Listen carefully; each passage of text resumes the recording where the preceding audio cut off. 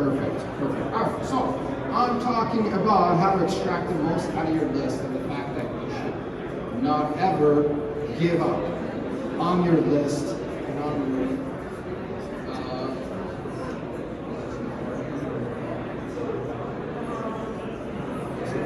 all right, so I'm talking about list retention and customer retention and how important it is for your business, right? So the main question for you is, are you holding on to your prospects and your customers as if your life depended on it? Because your business's life does depend on it. Your lifestyle does depend on it. Your customers pay for your mortgage. Your customers pay for everything, right? So it's kind of important to pay attention, right? And the fact is that you must be paranoid about holding on to your customers. And I mean paranoid in a nice, positive way. As in, you really have to care about them. You have to really have it in top of mind to keep your customers and stay in touch with them and hang out with them. Now, here's what most businesses do with their customers and with their prospects. Who here has watched the show called Dog Whisperer with Cesar Millan? Anyone? So Caesar has a strategy when he's trying to fix a dog. First he goes in and he's like, if you're trying to fix a dog, you follow the strategy of no talk, no touch, no eye contact. Have you seen that? Have you seen him do it? Right? And I see that most businesses do that with their customers, as if they're trying to fix their customers.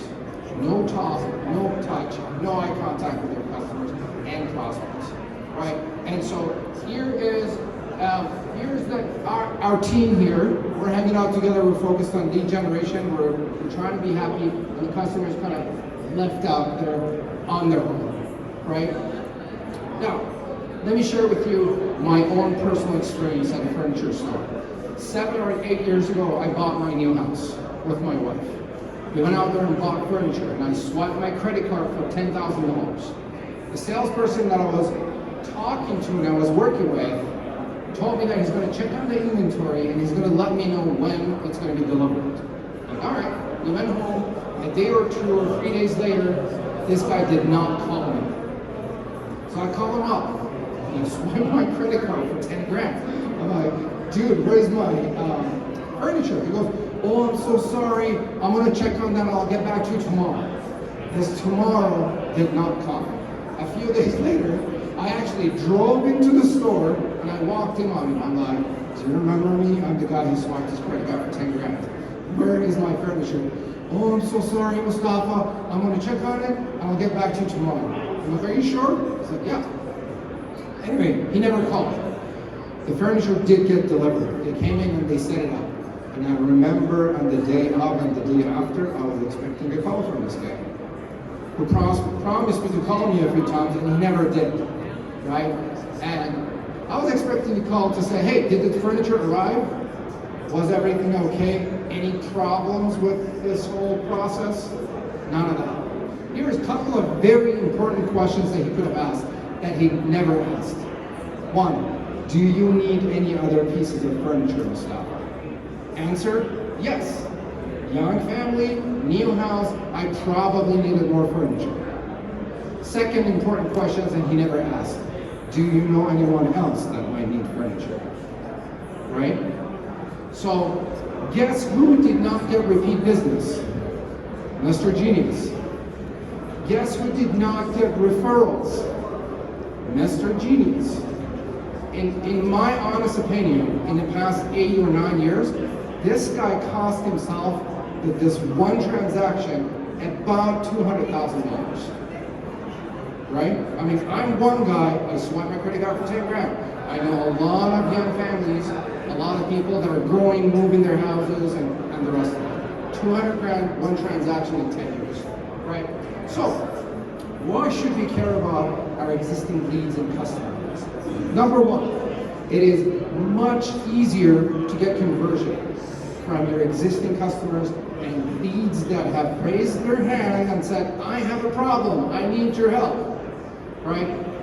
And then it's a lot cheaper to work with your existing customers, past customers, and people that have raised their hand to do marketing with them and work with converting them, and therefore it's a lot more profitable. Very profitable. It helps you keep your customers happy. And once your customers are happy, they'll give you referrals. Once you get referrals from them, it helps you build and create recurring revenue. Guys, recurring revenue is a big problem for a lot of businesses. A lot of businesses go out of business because they don't have recurring revenue built in. 1 month they're up, next month they're down. It's fluctuating quite a bit. Now, let's see some facts about retention. Here are why customers leave the company. The reasons. 1% leave your company because they die. They just don't exist anymore. 3% leave your company because they just leave the market, they're not a customer. 5% say that they got a friend to do it for them, and they're probably sitting there doing nothing. 9% of them got switched over to the competition because they got persuaded and they convinced them to switch over. Maybe they made a better offer. 14% of them leave your company if and when they're dissatisfied, right? And check this out, yeah.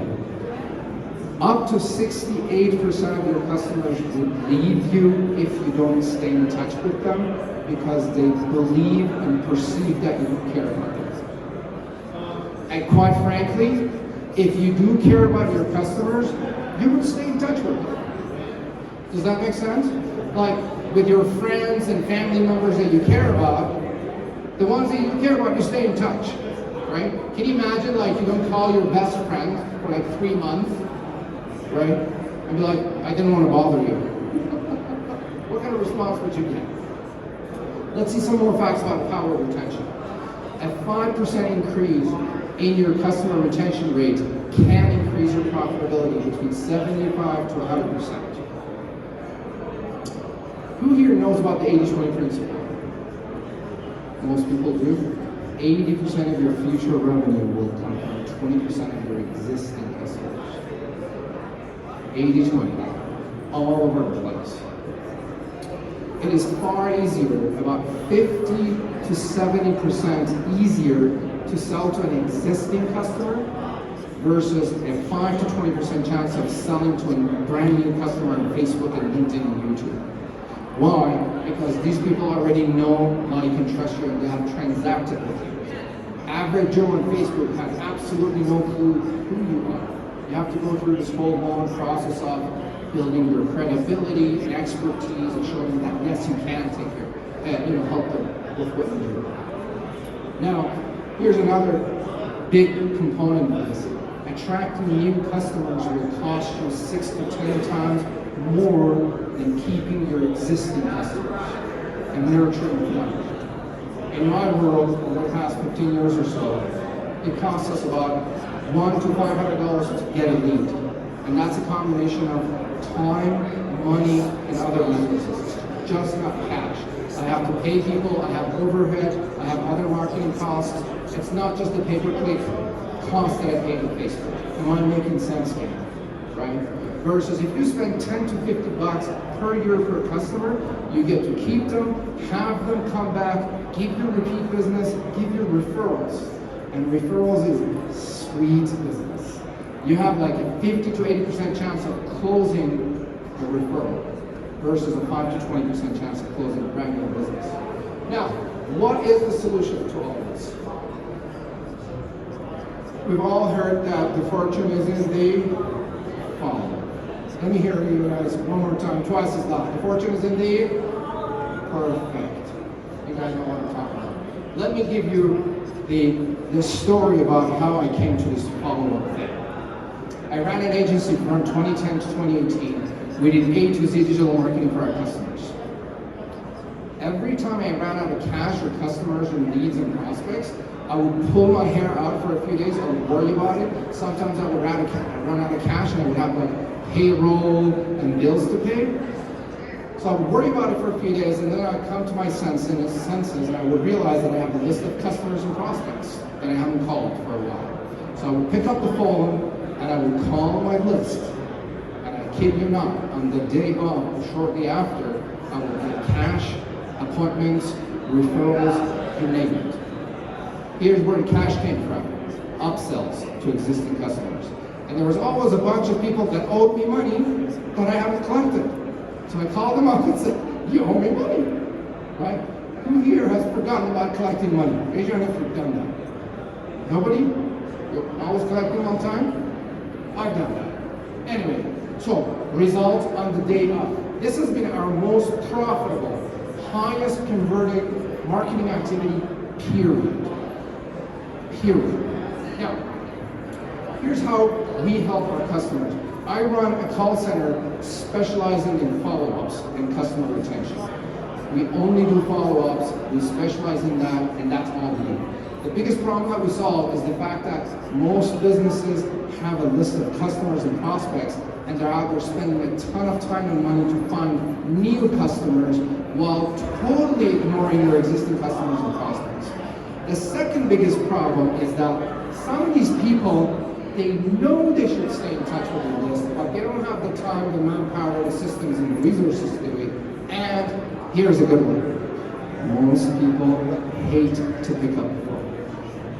They just do. Well, like with salespeople, you could break their legs and they still wouldn't follow up properly, right? So finally we're like, what if we do it for you? And people are like, yep, go ahead and do it. So what we do, we work on the results that we generate is we work on creating appointments out of an existing list, referrals, and building your brand by actual human interaction. And believe me, it is a lot more powerful when you interact with people versus advertising on Facebook and YouTube to build your brand. If I actually called you, I'm sorry, what was your name? Kelsey? If I say call Kelsey and have a one-on-one conversation, explore the pains, explore the challenges, fears and frustrations, and ask Kelsey, what do you actually want to do to fix this problem? Would that build a better brand compared to me going on Facebook saying, look at me, I'm awesome, buy my shit, right? So that's how we build our brand. Let's see some facts about follow-up. This is interesting, Dave. 48% of salespeople never follow up with a lead. That's almost 50% of salespeople never follow up. 25% of salespeople make a second contact and they stop. 12% of salespeople make a third contact and stop. They just give up on the lead and on the customer. Here's another one. 10%, only 10% of salespeople make the three contacts. And here are some facts. Only 2% of sales happen on the first contact. Only 2%. And 99% of businesses out there are focused on the 2% and ignoring the rest of the 98%. 3% are made on the second contact, 5% on the third contact, 10% on the fourth contact. Are you guys ready for this? 80% of sales are made between the 5th and the 12th contact. 80-20 everywhere. Between the 5th and the 12th contact. And guess what? More than 99% of businesses don't stay in touch with their customers for 5 to 10 contacts, right? And so they're leaving a lot of money on the table. Here are some mistakes that salespeople and businesses make when it comes to follow-up. Who has heard this? People say, I don't want to bother them. Raise your hand if you haven't heard that before. I don't want to bother them. Okay, lean forward. I'm going to share something really important. Come on, gang, lean forward. Okay? Somebody raised their hand and said, I have a problem. Right? If I don't follow up with them and I don't fix their problem that I can, that I have the ability to, I would be bothering them if I don't follow up with them because they still have the problem. Am I on the right track? Turn to the person next to you, look them in the eye and say, Mostafa's on the right track. Right? If you don't follow up, you'd be bothering them because they still have the problem. Some people say, I don't want to be salesy. I don't want to call them, I don't want to be salesy. And I'm like, dude, this guy raised his hand, they became vulnerable, they went through a few steps and said, I have a problem, I need your help.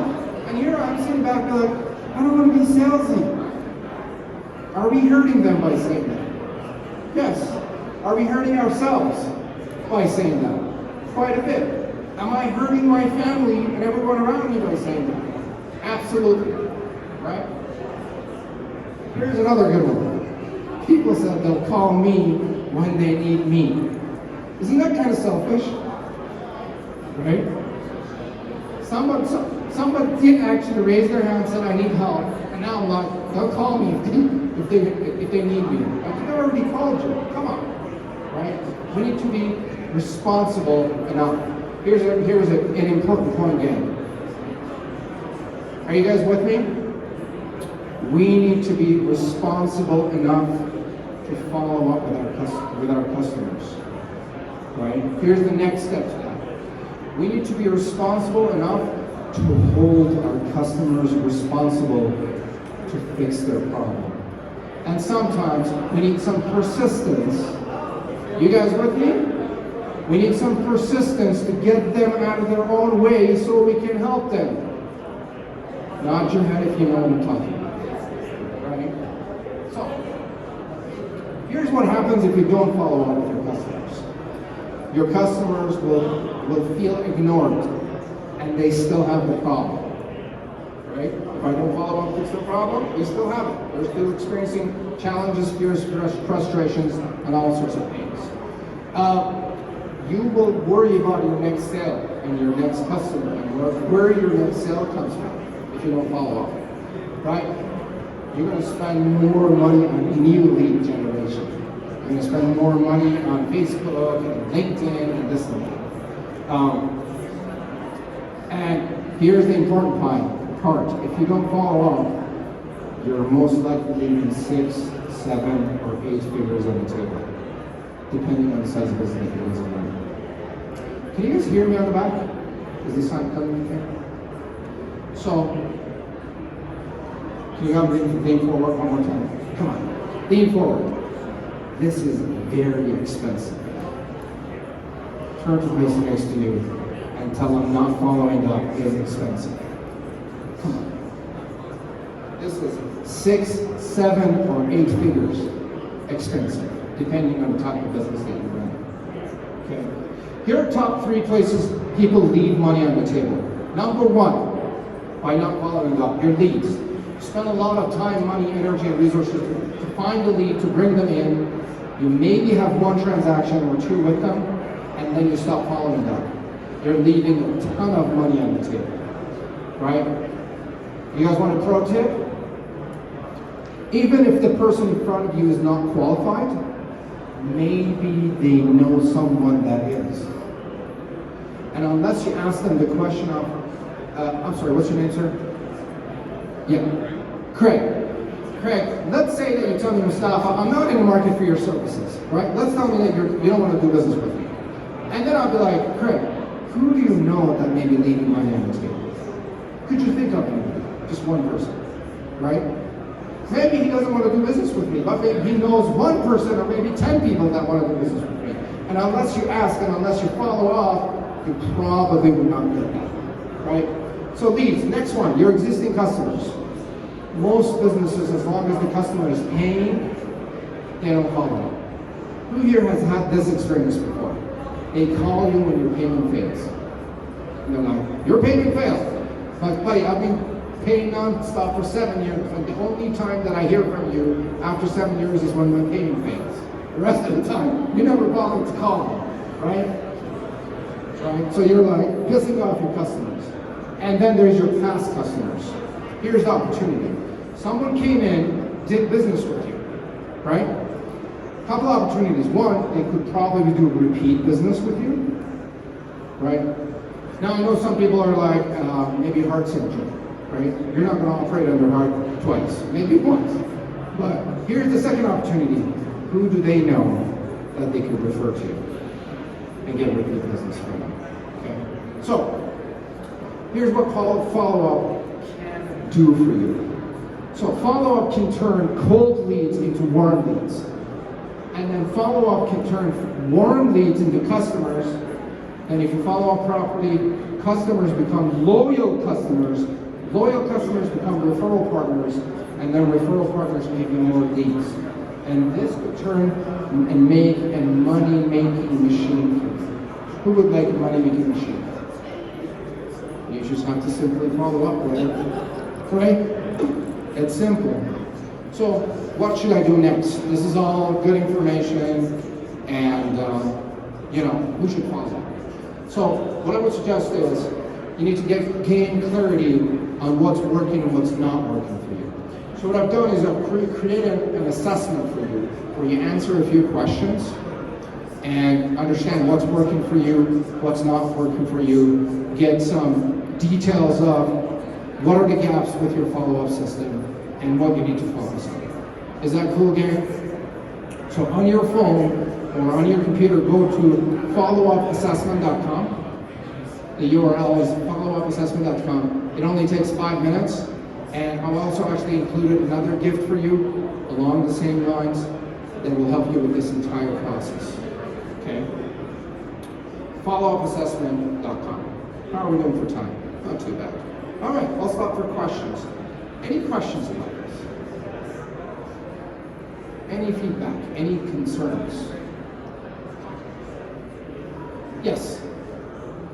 So my company right now is faced with the issues of we don't have enough human sales resources, but we're beginning to put together what we realize now is a list of past colleagues, prospects, everybody's LinkedIn, all of them aggregated to start to push out and talk about a brand new service that we have. And I'm struggling with the balance of pushing that through automation or actually literally, because I'm old school and I believe in a phone call. Yeah. And I know it's a problem I gotta figure out, but get any thoughts on automated nurtured emails, text, and everything versus literally calling. 100%. I would mix it up, right? So we do phone calls, we do email, we would do text, we would drop voicemails, and we would probably grab that list, upload it on Facebook, and advertise to the list on Facebook, because you can do retargeting, right? But I'm old school too. I mean, not too old school, but in my experience, gang, please hear this. Most of your sales probably comes from one-on-one interactions. Anyway, right? I mean, at the end of the day, you have to have a conversation with this person for them to swipe their credit card for a few $1,000s or a few tens or hundreds of $1,000s, right? So, why don't we just cut to the chase, pick up the phone and call them and mix it up. We want to warm up the list. Email them first. Maybe, here's another really good, I'm sorry, what's your name? Kurt. Direct mail. Physical snail mail. The opening rate on that is almost 100%. FedEx, DHL, FedEx, whatever you want to use, right? Stamp, send it to their address. The opening rate is almost 100%. Here's what I would do. I would send them a direct mail piece, 2 pieces. I would follow that up with a phone call after the second mail is dropped. And be like, hey, it's me. Did you receive our mail? What's going on? And then again, this whole follow-up process is a very friendly and nurturing process. It's not a pushy, salesy, sleazy type of process. We are calling out of the place of, please hear this, caring for our customers and taking care of them, right? So one of the things that we do actually, did I answer your question, Kurt? You did, I have a follow-up, which is direct mail in the context of post-COVID world. It's a little tricky. B2B direct mail. Okay. I don't know if there's anything there in our office. Right. So you deal with businesses. Yeah, this is B2B I'm talking about. I would still do it. You could use a service called send out cards, where you could create a campaign and send it to a few thousand people. Click send. There is like an automated, personalized, hello first name, great to see you, you're a copywriter, you probably could create some awesome copy for a direct mail piece, and then send it to them, then follow it up with phone number. Now, when you follow it up, some of them will come back as returned mail. Now when I call them up after, I'll know if they got it. You know what I mean? Like they're like, oh, I'm not there anymore. I'm working from home. Oh, perfect. I just want to let you know. I want to touch base, see how you're doing, what's going on, right? I want to dig first and see where they're at, right? And then I'll be like, what would you say are the biggest challenges for you right now? And they're like, you know, I'm doing this, and that. And then if you can help them, if the new offer helps them, great. If you can help them with the new challenge, great. If you could refer them or introduce them to someone to help them with that challenge, perfect, right? And then if the new offer is a good match, boom. I just want to let you know that we actually have this new offer that could potentially help you with this problem. Would you, gang, can I share another tip? Who here knows Chris Voss, the FBI negotiator? He wrote a great book called Never Split the Difference. It's about negotiations. It is freaking amazing. So what you want to do is on your calls and conversations and private coffee, you want to ask no-oriented questions when the response is no. So if I'm talking to them and I know I can help them, I would say something like, would you be against a 20-minute conversation with someone next week so I can show you what we might be able to do for you? And they're like, no, Mostafa, I'm not against it. Right? People are a lot more prone to say no than they are to say yes. Would it be a problem if I sent you some information about this new package? Well, no, it wouldn't be a problem. Right? Are you guys following this? Another one. Would it be totally inappropriate if I followed up with you 3 days from now to see where you're at? Well, it's not totally inappropriate, right? But if you say, can I follow up with you? They'll be like, oh, I'm on a trip, and I'm not going here and there, and they'll brush it. Great question. Did I answer your question? Any more questions? Anyone else has questions? Yes, sir.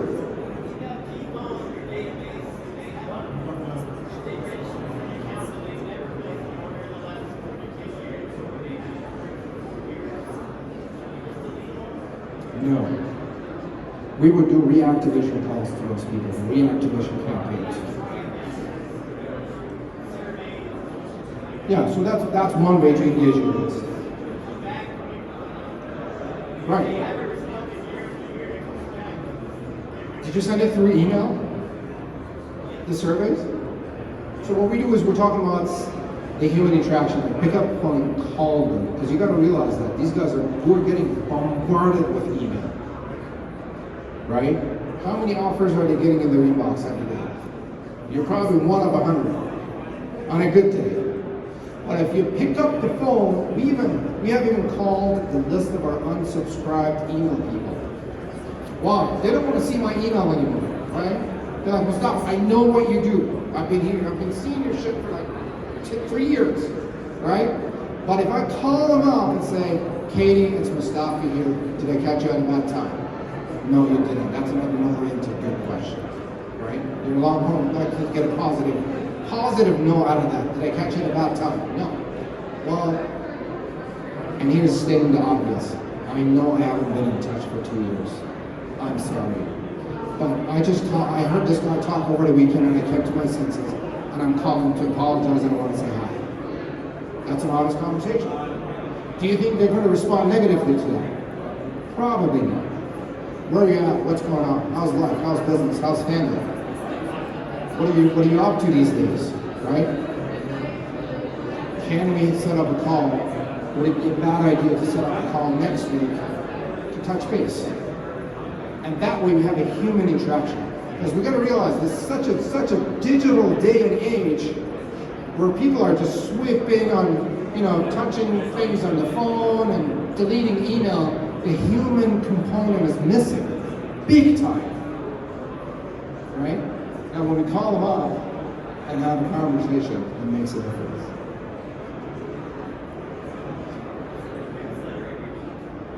Email? Perfect, that's great, you're staying in touch. I would mix it up with other things. What's that? Yeah, you can send them a text message. Opening rate, almost 100%. Direct mail piece. Do you have their addresses? Send them a direct mail case. Hire someone with your copywriter, right? Write copy, stay in touch. They'll open it, and you'd be surprised, again, when you stay in touch and you follow up, how many of them will thank you.